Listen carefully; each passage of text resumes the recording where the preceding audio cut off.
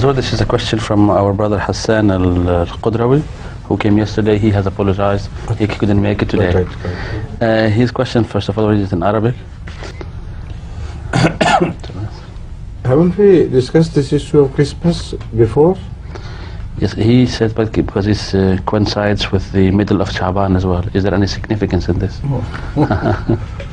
But this I understand, but you first translate it into English, then perhaps if I have failed to understand all the points, you'll help me. The question was about, is there any significance, because this year's Christmas will coincide with the 15th days of the Islamic month Sha'ban, and our honorable friend, he said, is there any significance behind this, and what is Hazrat Amir Mu'mineen's views concerning the celebration of these two events? Celebrations and? Celebration of the two events, Christmas and 15th of Sha'ban. On Milad I have already spoken, haven't I?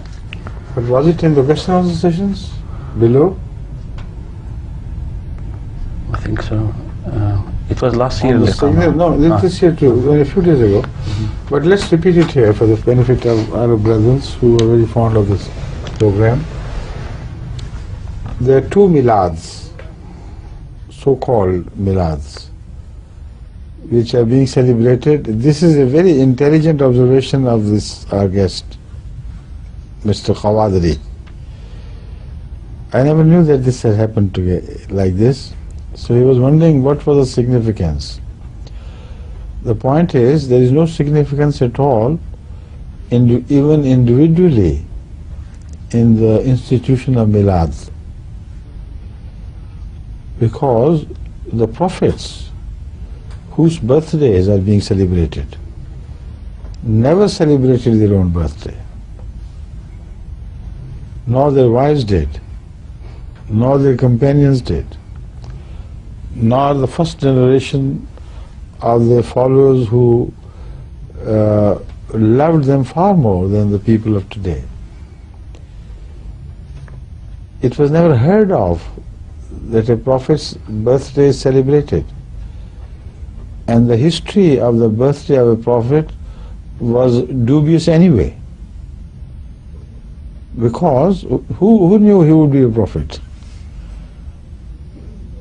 So which day somebody was born was not a practice of the people of early times to be recorded.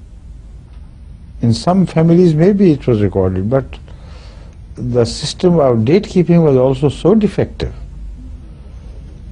that even the question of which year Jesus was born is still being debated. And the most scholars are unanimous in this decision that the year of Jesus' birth, which is said to be, after Jesus, AD as we call it, the year is 1996, which is about to end now.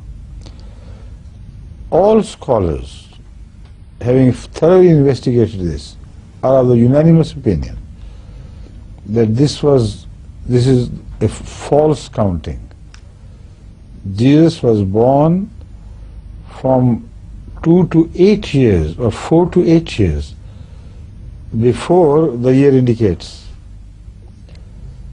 So, according to some scholars, add 8 to 1997 and it will be 2005 year if we count from his birth.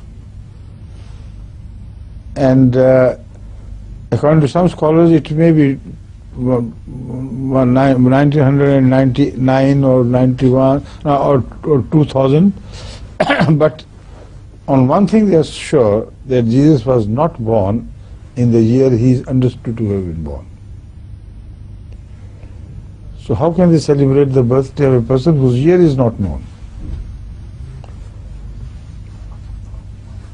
Moreover, now the Christian scholars are again agreed on this issue, that his birthday, whatever it was, it is also debated by a few days here and there, but his birthday did not fall most certainly did not fall in December.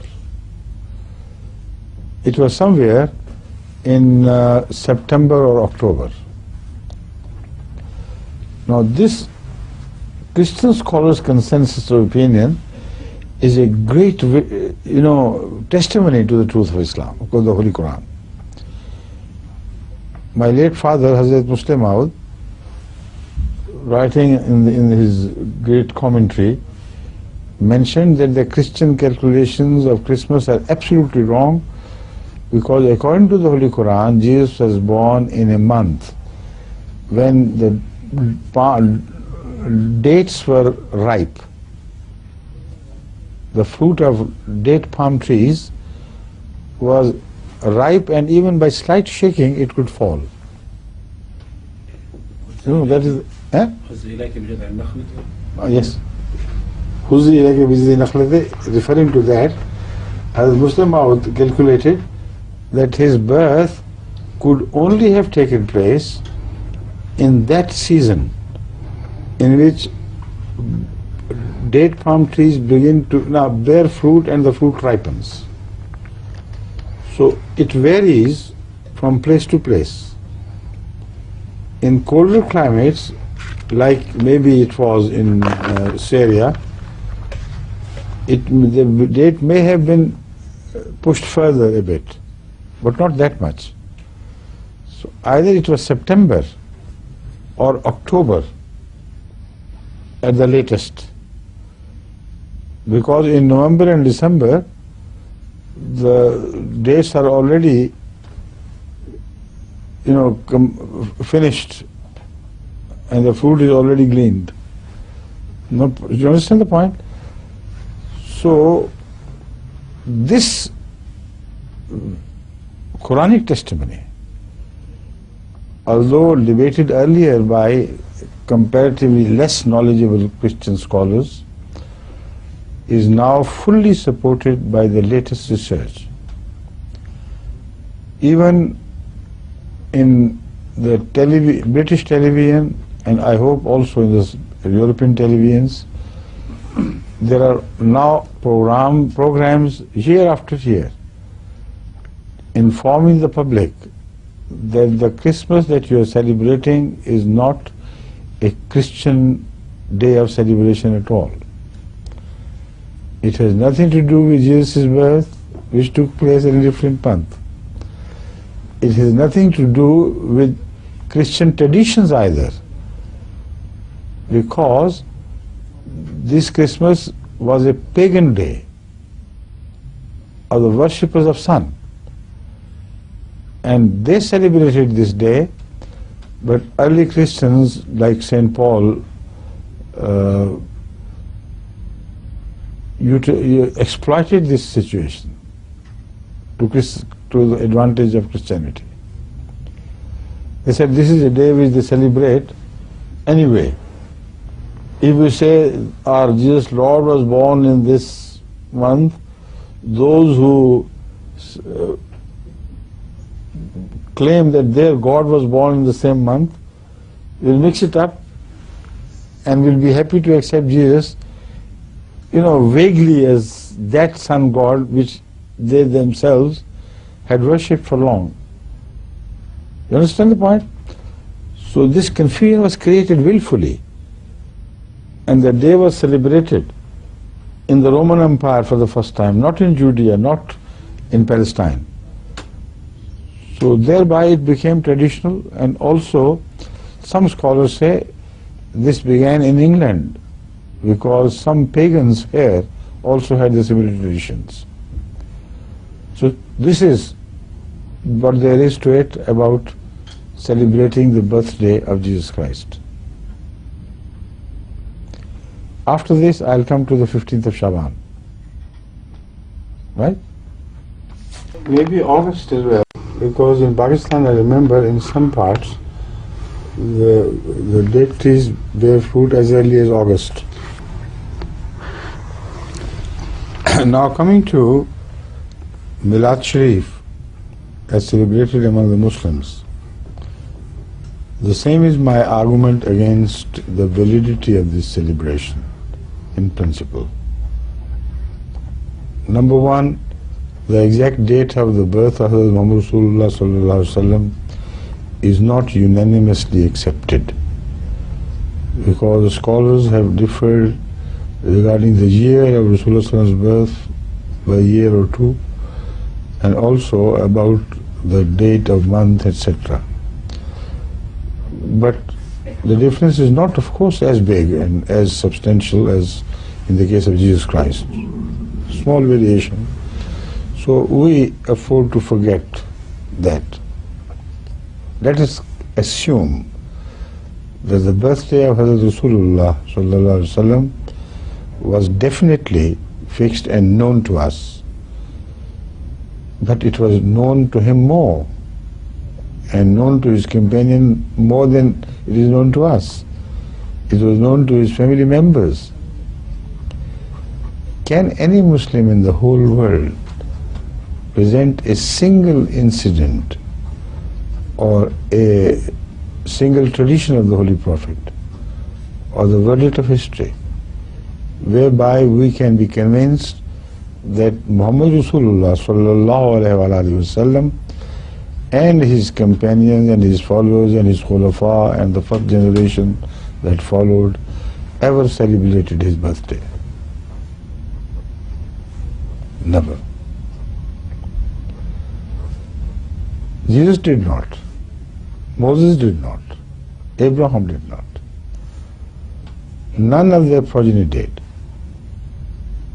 Reach back to Adam, and the same will be the answer.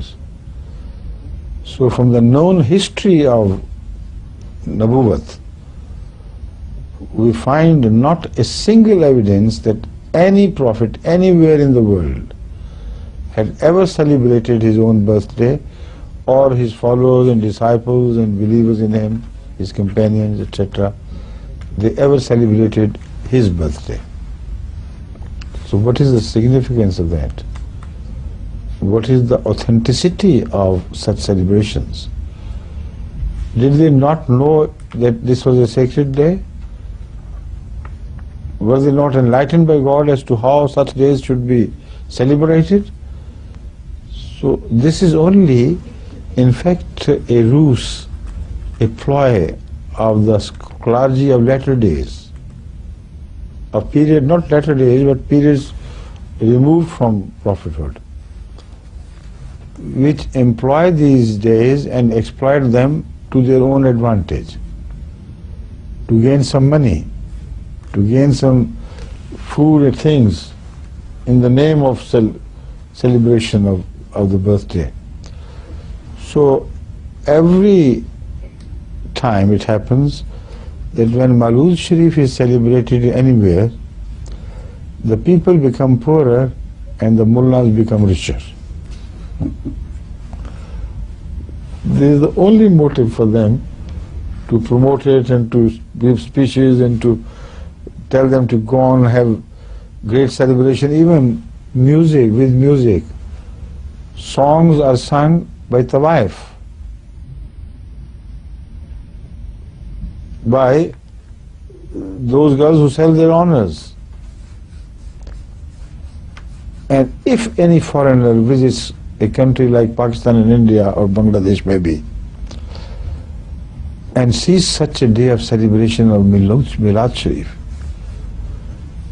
if he doesn't know the background of what is happening, he would perhaps inquire from you, are you celebrating the day of an actress or an actor's birth? The halagula which is carried out, the dancing in the streets and colorful display of things, they have nothing to do whatsoever with the Sunnah of Hazrat Muhammad Rasulullah sallallahu alaihi wasallam. So this is the worth of it, as I understand.